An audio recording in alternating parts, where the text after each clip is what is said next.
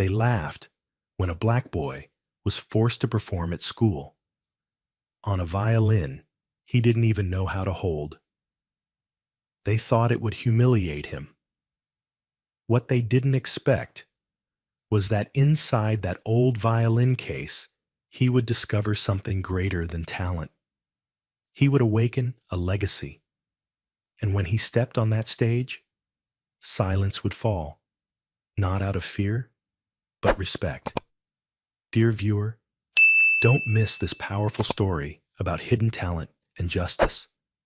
And if this is your first time watching one of my videos, I humbly ask you to comment where you're watching from, subscribe to the channel, and hit the bell icon so you never miss a new story published daily. Thank you. And now, let's dive into the full story. The school auditorium at Fairmount High in Charleston, South Carolina, buzzed with the monotone echoes of morning announcements, teachers' instructions, and the occasional rustle of restless students shifting in their chairs.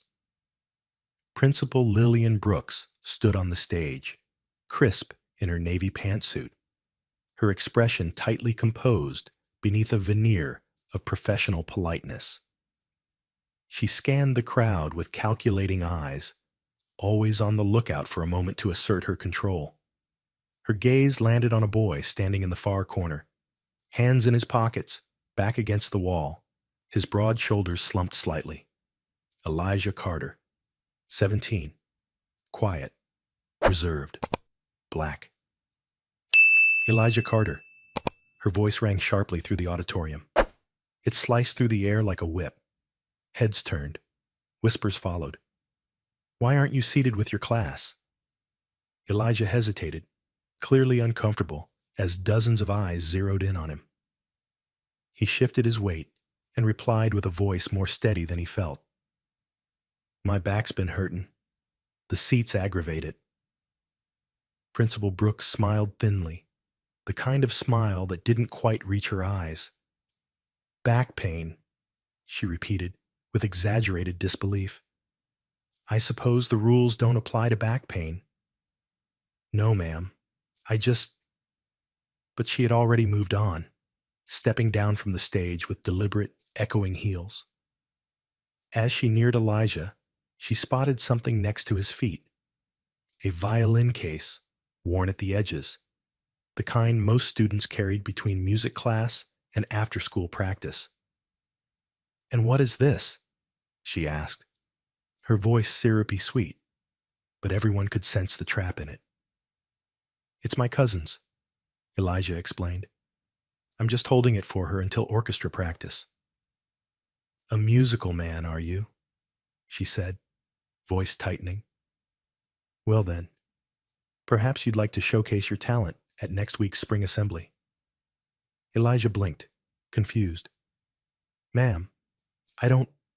She didn't let him finish. You'll perform a solo, on this violin, right here in front of the entire school. She turned to face the auditorium. Let this serve as a reminder. Fairmount holds its students to the same standards. No exceptions. Laughter rippled through the room like a cruel wind. I don't even know how to play, Elijah said quietly. Then I suggest, Principal Brooks replied, you learn quickly. It wasn't a suggestion. It was a sentence. The moment the bell rang and students began to file out, Elijah remained frozen. His chest tightened. His ears burned. He could feel the stares, the snickers, the sideways glances. The violin case felt heavier in his hands now, like it carried not just wood and string, but shame.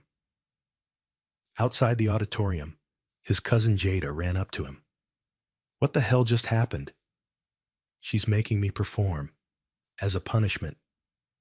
Jada's eyes widened in outrage. You're not even in music class. You've never touched a violin before. Apparently, that's the point. Elijah didn't want to talk about it. The injury that had kept him from sitting comfortably for weeks, something no one had cared to ask about, had just been twisted into an opportunity for public spectacle. He walked home in silence, violin case in one hand, shame in the other. That evening, as his mother applied balm to the inflamed bruise along his lower back, she said nothing at first. But her jaw was tight, her breath short, her fury visible even in the quiet of their modest living room. "She made you what?" she finally asked. "She said it would teach me respect." His mother looked at him long and hard, then stood and retrieved a dusty old photo album from the hallway closet. She flipped through the pages until she found it. A photo of Elijah's father, standing tall in a pressed white shirt, holding a violin. "You never told me Dad played," Elijah said, stunned. "He did. He played beautifully," she said, her voice catching, "until the factory job broke his fingers and his spirit." Elijah stared at the photo, something stirring inside him. Not anger, not sadness, something else. Why'd he never teach me? He wanted to, but he was gone before he could. The silence between them was thick. Elijah looked down at the violin case and then back at the photo. Something about the way his father cradled the instrument, gentle, reverent, felt important. He opened the case slowly. The violin inside looked like any other. Wooden, unassuming. But holding it in his hands felt like touching a part of a history he never knew was his. "I don't know how to play," he said. "No one does, until they try." The next day, Elijah didn't speak to anyone at school. He sat through his classes distracted, fingers tapping invisible strings against his desk. During lunch, he found an empty classroom, opened the case, and simply held the violin. The bow felt awkward. His posture was wrong. Every sound he made was shrill and off-key, but he didn't stop. That afternoon, he returned to the same room. Again the next day, and the day after. On the 5th day, Jada found him in that room, hunched over the violin. "You're really going to do it?" she asked. "I don't have a choice." "You do. You could refuse." He looked at her. The soft brown of his eyes hardened into resolve. "That's what she expects. But I want to do more than just prove her wrong. I want to prove me right." Jada paused, then nodded. "Then I'll help you." Elijah smiled for the first time all week. In that moment, a punishment had begun to transform into purpose. And while Principal Brooks had intended to make an example of him, she had no idea what kind of example he was about to become. What began as public humiliation was about to become something far more powerful, something unforgettable. Because sometimes the most beautiful music begins with a broken note. The first time Elijah Carter played a full scale without flinching at the sound, it was just past midnight on a Thursday. He sat cross-legged on the worn rug in his bedroom, the violin balanced awkwardly on his shoulder. His mother had gone to bed hours earlier, after another 12-hour shift at the hospital. Outside, Charleston's humid summer night was thick with the hum of cicadas. But inside his small room, only the uncertain strain of music broke the silence. Each note wobbled, imperfect, hesitant, but something was taking shape. That same night, unable to sleep, Elijah pulled the photo of his father from the kitchen shelf and stared at it under the yellow desk light. His father had been younger than Elijah was now when that picture was taken. His grip on the violin loose and natural, a man at ease with something that clearly meant the world to him. His mother's voice from earlier still echoed in his mind. He wanted to teach you, but the world wouldn't let him. The next morning, Elijah asked his mom something he hadn't asked in years. "Did he record anything?" She paused. "There's one old tape, somewhere." It took an hour to find the old cassette box, tucked away in the garage among dusty tax files and baby clothes. Elijah slid the tape into the player with shaking hands. As the wheels spun and static hissed, a melody floated out, gentle, warm, deliberate. Elijah didn't recognize the piece, but it stopped him cold. It wasn't just beautiful, it was personal, as if the music was speaking directly to him across time, as if his father were right there in the room with him, guiding his fingers, correcting his bow hold, urging him not to give up. And in that moment, everything changed. This wasn't about Principal Brooks anymore. This was legacy. That weekend, Jada returned with sheet music printed from the school's orchestra files, a metronome app on her phone, and a clipboard full of handwritten practice exercises. Despite her age, she'd been trained classically since she was 7. "If you're going to do this, you need to do it right," she said. They started small: scales, string crossings, simple rhythms. But Elijah's ability to retain pitch startled her. "You're playing by ear," Jada said, after he reproduced a melody she'd only hummed once. "You've got something you can't teach." Elijah blinked.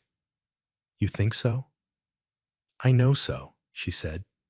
"It's like the music's already inside you. You're just learning how to bring it out." But not everyone was impressed. Word had spread around the school, thanks, no doubt, to Principal Brooks's deliberate announcement over the intercom. "Special solo performance by Elijah Carter," she had said with a smile too wide, inspired by his recent behavioral correction. Translation: "Come watch this kid fail." By Monday, whispers followed him in the hallways. "Bet he can't even tune the thing. Must be punishment violin now." Some students laughed, some looked confused, a few showed sympathy, but none of it mattered to Elijah. What mattered was that, after years of feeling unseen, he now had something that made him feel alive. During lunch that week, Elijah started using an empty storage room near the janitor's office for practice. It was dark, dusty, and smelled faintly of bleach, but it was private. And in that quiet space, the notes grew clearer, his form more natural. But he needed more. That Thursday, he finally worked up the courage to approach someone he'd avoided until now. Mr. Dempsey, the orchestra director, was a tall, quiet man, known for his high standards and low tolerance for mediocrity. His classroom was a sanctuary of discipline and sound, where sheet music was scripture and tempo sacred. Elijah stepped in timidly after school, violin case in hand. "I'm not part of your class," he began, "but I need help." Dempsey looked up from his desk, surprised. "Elijah, right?" "Yes, sir. I heard you're performing at the spring assembly." Elijah nodded, embarrassment rising. Dempsey sighed. "I don't condone what Principal Brooks did, but you stepping up? Now that takes something." Elijah opened the case. "I want to learn. I've got a week." Dempsey's brow rose. "1 week? I've been practicing." The teacher gestured to the music stand. "Let's see what you've got." Elijah positioned the violin under his chin, hands trembling slightly, and began to play the opening of Meditation from Thais, a piece Jada had introduced him to because of its emotional range and graceful phrasing. The first few notes cracked. One bow stroke missed its mark. But as he moved through the opening bars, something happened.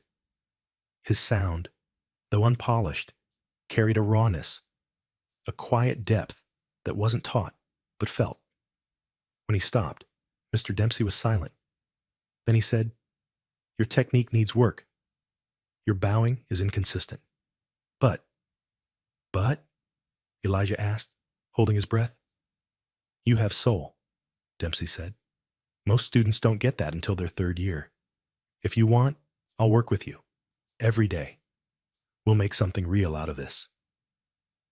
From that point on, every evening was a lesson. Mr. Dempsey adjusted Elijah's grip, corrected his wrist, drilled him on phrasing. Jada continued helping at home, while Elijah's mother stayed up late, listening from the hallway as her son played until his fingers ached. "Your father would be proud," she whispered once through the door. But the real test was coming. The night of the concert drew closer, and with each day, Elijah felt the pressure mount. Students walked past him with smirks. Ms. Langford, his history teacher, asked him in front of the class, "Will you be wearing a tuxedo, or will sweatpants suffice for the punishment performance?" Even that didn't stop him. By Saturday, Elijah could play the first half of Meditation from memory. Mr. Dempsey sat at the piano in the practice room, eyes closed as Elijah played. When the final note rang out, the teacher leaned back and said, "It's not perfect, but it's honest. And that, Elijah, that's music." Elijah exhaled, sweat clinging to his brow. Will it be enough? Mr. Dempsey looked at him, and for the first time, smiled. It already is. What had started as a joke had become a spark, and soon it would become a fire no one could extinguish. The night of the spring assembly arrived cloaked in heavy Charleston heat, the kind that clings to your skin like anticipation. Inside the Jefferson High School auditorium, the air buzzed with something else: rumor, expectation, and a very specific kind of curiosity. The audience filled quickly: students, parents, teachers, and, notably, the district superintendent and 2 members of the school board. Principal Brooks had invited them personally. She was smiling more than usual that evening, relishing the final act of what she had quietly described as a restorative disciplinary showcase. She expected failure, and failure, to her, would serve a purpose. Backstage, Elijah sat alone in the green room, violin resting in his lap, hands trembling. His suit, borrowed from his late uncle and just a bit too large, itched at the collar. The lights outside the curtain were dimming. The show had begun. One by one, the acts went on. The choir, the school band, a dramatic monologue from the theater club. But none stirred quite as much reaction as the announcement everyone had been waiting for. "For our final performance this evening," Principal Brooks said from the stage, her voice carrying the controlled glee of someone presenting a magic trick they believed was about to fail. "We bring you a special surprise, a solo by one of our most unexpectedly musical students, Elijah Carter." A polite smattering of applause followed, laced with confusion. Backstage, Elijah's knees nearly buckled. "You're ready?" Mr. Dempsey whispered beside him. "You know the music. You have something to say. Go say it." Jada appeared from the wings, offering a nod and a quiet, "You got this." Elijah looked at her, then at the instrument in his hands. It didn't feel foreign anymore. It felt like memory, like defiance, like truth. He stepped into the spotlight. For a moment, the crowd murmured. Phones came out. Some students leaned forward, smirking. But as Elijah raised the violin to his shoulder and drew the bow across the strings, all of that melted into a single, breath-held silence. The first notes of meditation from Thais floated into the room.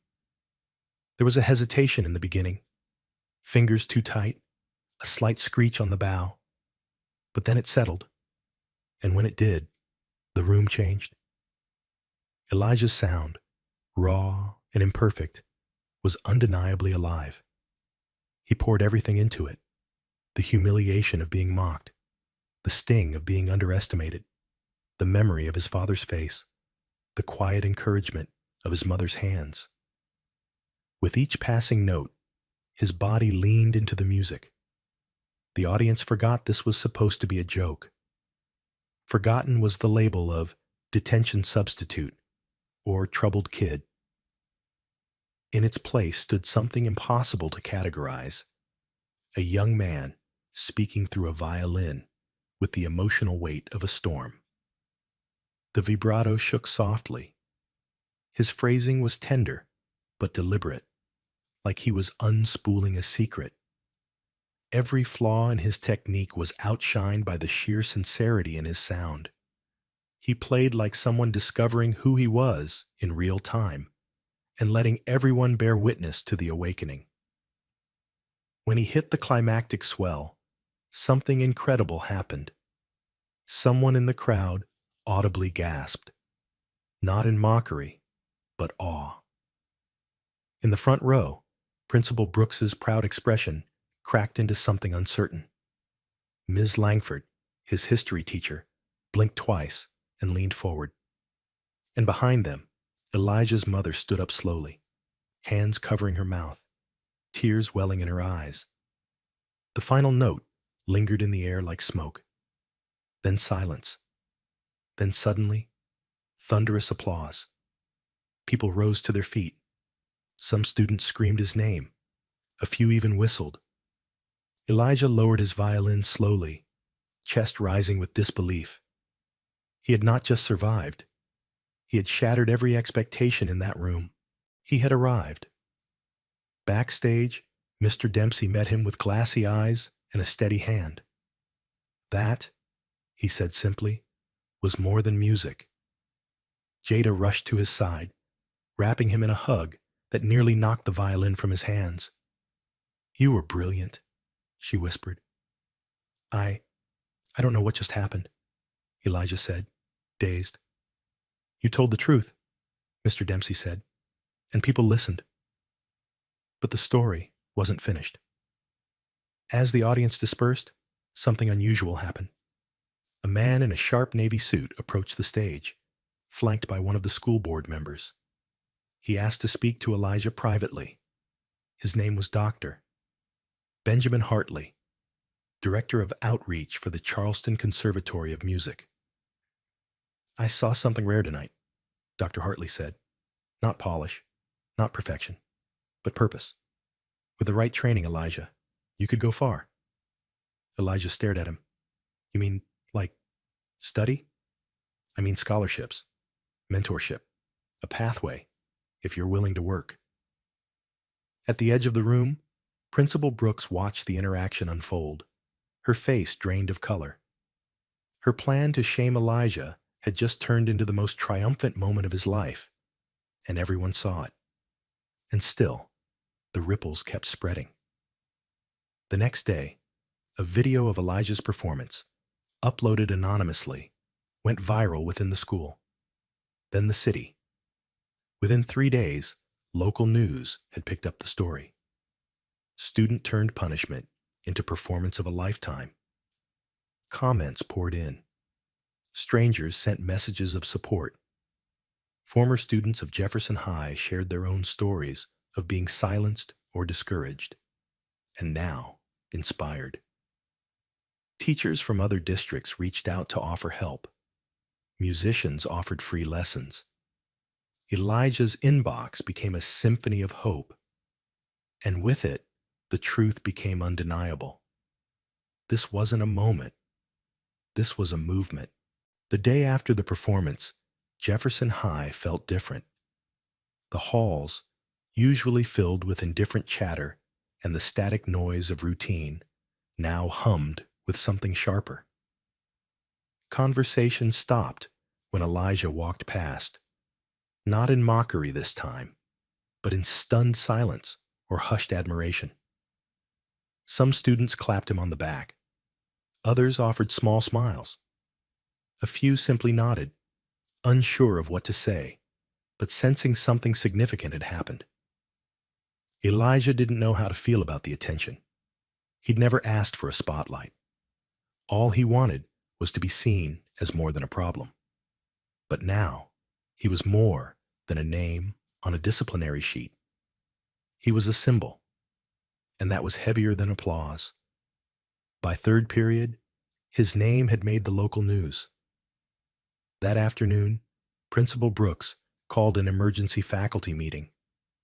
She entered the teacher's lounge with her usual poise, but something about her felt off, less polished, more careful. "We've received inquiries," she began, "from several media outlets regarding the spring assembly and Mr. Carter's performance. Let's remember to direct all comments through the district's PR department. We don't want misinformation to spiral out of control." Several teachers exchanged looks. Mr. Dempsey raised a hand.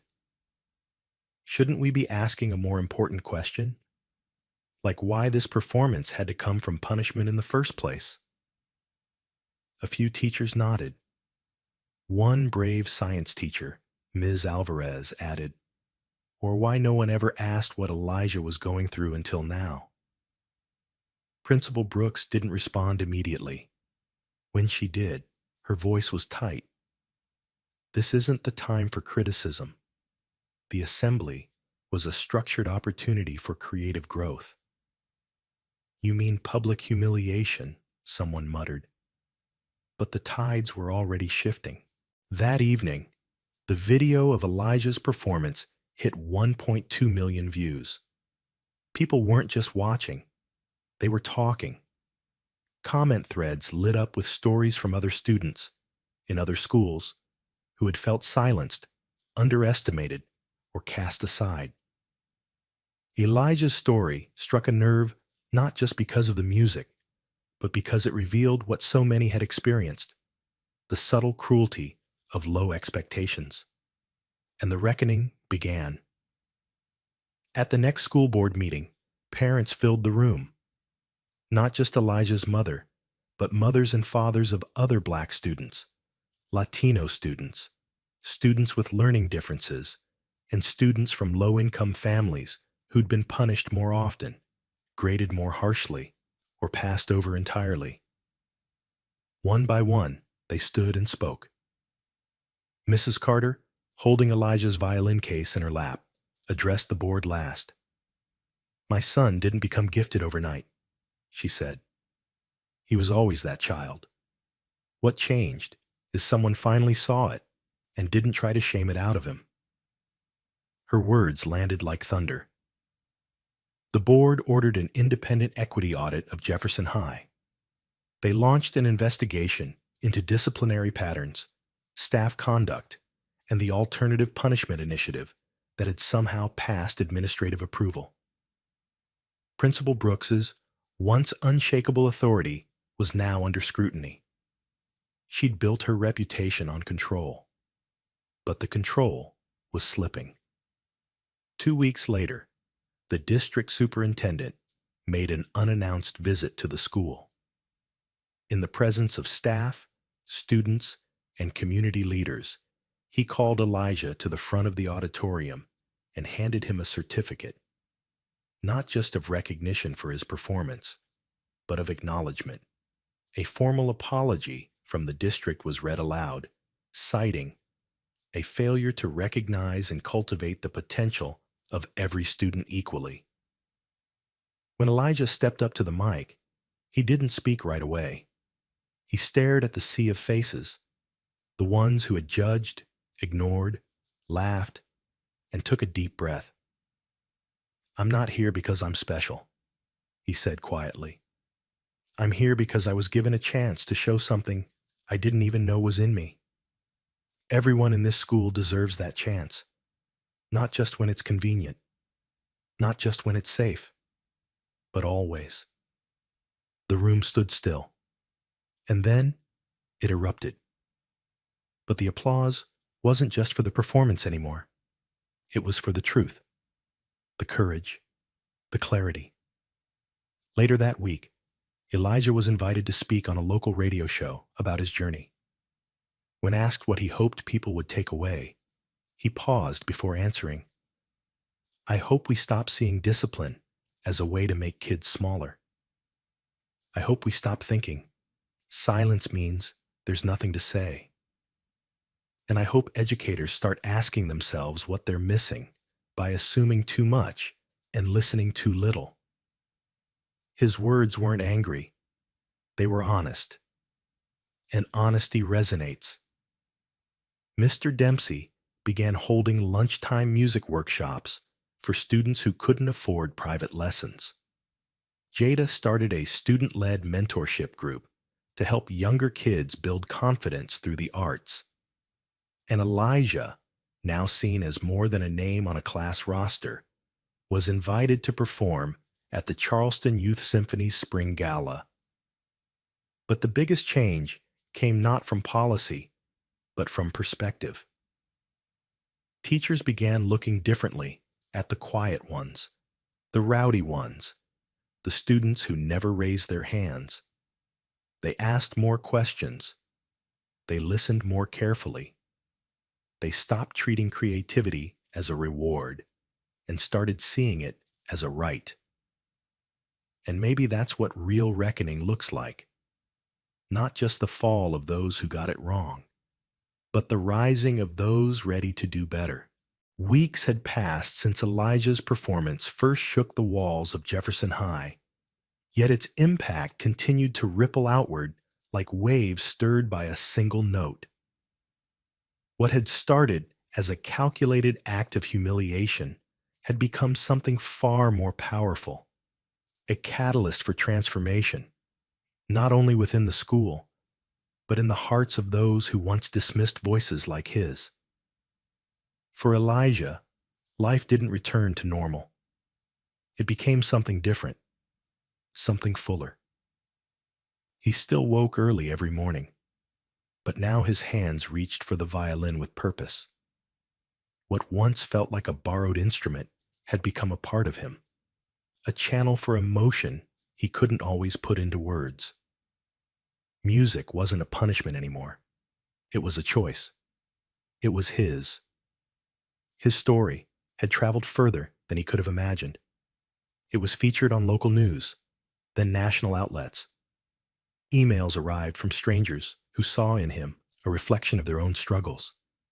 Students who had been silenced. Parents who had feared their children would never be seen for who they were.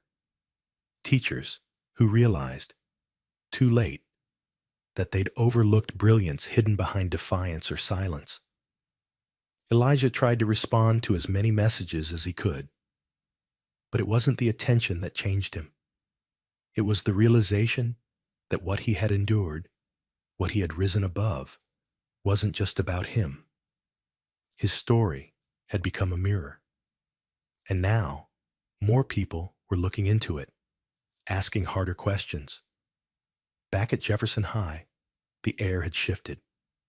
The new principal, Dr. Clarice Monroe, was a quiet force, a former teacher herself, with roots in the same community many of her students came from. One of her first decisions was to implement a restorative justice model, replacing the school's harsh disciplinary policies with a system rooted in empathy, accountability, and understanding. But even more transformative was the creation of the Elijah Initiative, a new school-wide program dedicated to discovering and nurturing hidden talents in students through the arts. Funded through both district resources and community support, the initiative offered free music, art, and creative writing workshops during and after school hours, especially targeted at students who had never been given access before. Elijah wasn't just the namesake. He became its first mentor. Twice a week, he met with younger students, some shy, some rebellious, some labeled troublemakers, and helped them find their voice, not just through music, but through presence. He didn't preach. He listened. And when he played, they listened too, not because he demanded their respect, but because he had earned it. One afternoon, a seventh grader named Micah came to the workshop, arms crossed, eyes narrowed. He didn't want to be there. Said music was for soft kids. But Elijah handed him a violin anyway. No pressure. Just hold it. Micah did. And something in his posture changed. Slightly. Barely. But enough to know something had taken root. That's what change looked like now. Not in grand announcements, but in small moments. A spark here, a shift there, and one by one, seeds were planted. Outside the school walls, Elijah had received a full scholarship to the Charleston Conservatory's summer program. Mr. Dempsey, now acting head of the music department, beamed with pride every time he spoke of Elijah's progress. And Mrs. Carter, who had once worked 2 jobs to keep the lights on, now watched her son's journey unfold with a kind of reverent awe. Before leaving for the conservatory, Elijah stood once again on the same auditorium stage where it all began. This time, the spotlight felt less like pressure and more like possibility. He looked out over the students, the teachers, the community members who had supported him, doubted him, or learned from him. "This isn't just about me," he said, violin resting calmly by his side. "This is about what happens when you give someone a chance, a real one." And in the quiet after his words, you could feel it, something shifting in every heart present, a recognition, a promise. What began with a violin played in defiance had become a symphony of change, and the music was only just beginning. Elijah Moore's journey began with a cruel intention disguised as discipline. A young black student at Jefferson High, he was thrust into the spotlight, not to shine, but to stumble. Told to play the violin as punishment for what was framed as insubordination, Elijah was meant to be humiliated before his peers, a warning wrapped in mockery. But instead of breaking under the weight of shame, Elijah rose, not out of rebellion, but from a quiet place of resilience, history, and purpose he didn't even know he carried. In discovering the violin, Elijah unearthed more than a talent. He reconnected with a legacy. His late father, once a gifted musician, had left behind not just an instrument, but an inheritance of strength and artistry. With the help of allies like Mr. Dempsey and his best friend Ava, Elijah transformed a weapon of ridicule into a voice of defiance, grace, and truth. What followed was more than redemption. It was revelation. Elijah's performance didn't just shock his school. It rewrote the script. It exposed injustice, challenged bias, and reminded everyone that genius doesn't always wear a uniform or speak in rehearsed tones. It can show up in the most unexpected places, wearing pain as armor and silence as survival. But most importantly, Elijah's story sparked change. From the introduction of the Elijah Initiative to the reshaping of school policies and attitudes, his experience became the seed of something far greater. What started as a singular act of courage blossomed into a movement, a space for other unheard voices to be nurtured, not silenced. So what's the lesson here? It's this: never underestimate the power of a single spark. One voice, one act, one truth, spoken in courage, can change an entire system. Elijah teaches us that even when the world tries to define you by your silence, your rebellion, or your color, your worth is not up for negotiation. When given, or when claiming, a space to be seen, heard, and respected, something extraordinary can emerge. And for each of us, that means something powerful. Whether you're a student, a parent, a teacher, or simply someone who's ever been overlooked, this story is a reminder. The thing meant to break you might just be the thing that reveals your purpose. If Elijah's journey moved you, inspired you, or gave you something to think about, Don't let it end here. Help us continue to shine a light on stories that matter, voices that need to be heard, and change that needs to happen. Subscribe to our channel, hit the notification bell, and share this video with someone who needs a reminder of their own power. Because stories like Elijah's aren't just entertainment, they're a call to action. And together, we can make sure no student is ever told their voice doesn't matter again.